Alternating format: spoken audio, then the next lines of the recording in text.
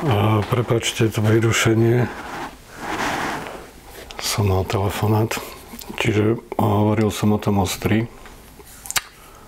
V podstate toto je taká vlastne čepel tej sekery a hovoril som o tom, ako pokračovala ďalej.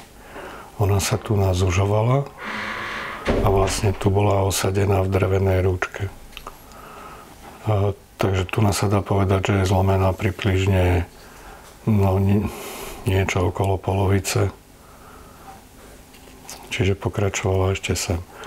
No a bola umiestnená ako klasická sekera, čiže vlastne po rýsku bolo niekde tu hej.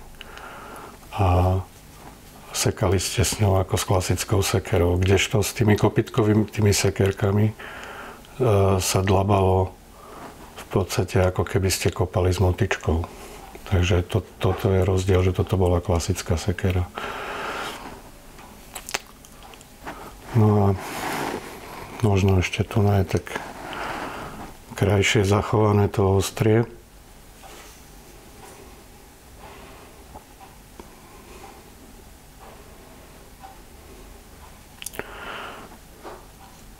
Tá geometria je v zásade veľmi podobná ako pri tých kopytkovitých sekerkách. Že jedna plocha je v podstate robená skoro na rovinu a tá zadná strana, alebo teda ten chrbát, je robený do oblúkov. To samotné ostrie je dobrusované na pomerne malej ploche. Nie vždy ide symetricky, čiže sekerka môže mať to ostrie kľudne po nejakej diagonále. A symetria ako celkovo pre nich nehrala takú veľkú rolu.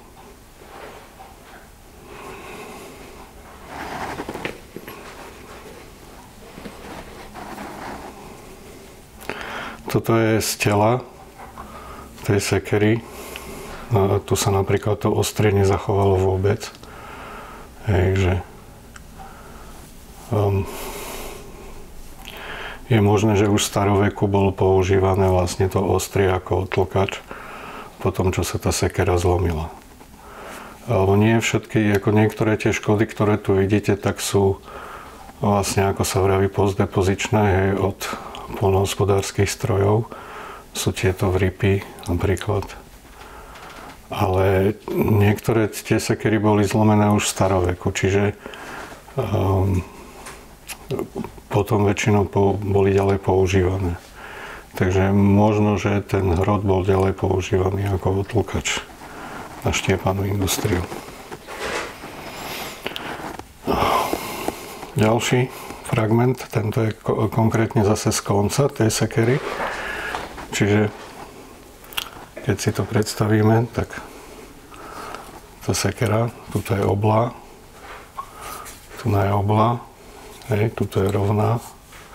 Čiže keby som mal, tak skúste si predstaviť ten kus medzi tým, ale takto asi,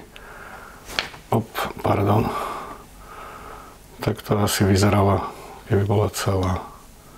Hej, čiže ona sa ako keby zužovala smerom ku koncu a tam bola osadená v drevenej rúčke. Ďalší fragment. Ten má z tej opracovanej plochy zachované žiaľ len toto. Ale keď už máte napozeranú tú geometriu, tak viete rozlíšiť len tak kameň a vlastne časť nástroja. Zas čepel, vlastne táto časť. Ono pri rozoznávaní artefaktov veľkú rolu zohrá, či viete, čo dokáže príroda a čo dokáže človek.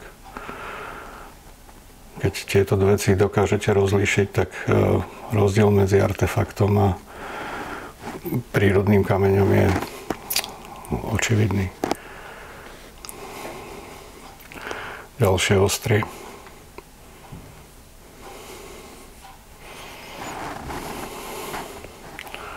Ja skúsim teraz ešte trošku priblížiť.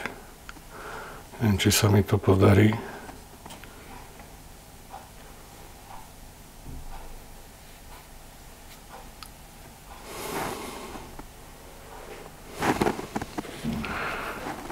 Tu je fragment znova.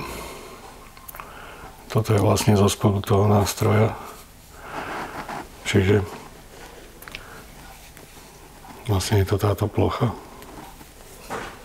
Tak na tomto fragmente je vlastne tá jediná plocha zachovaná.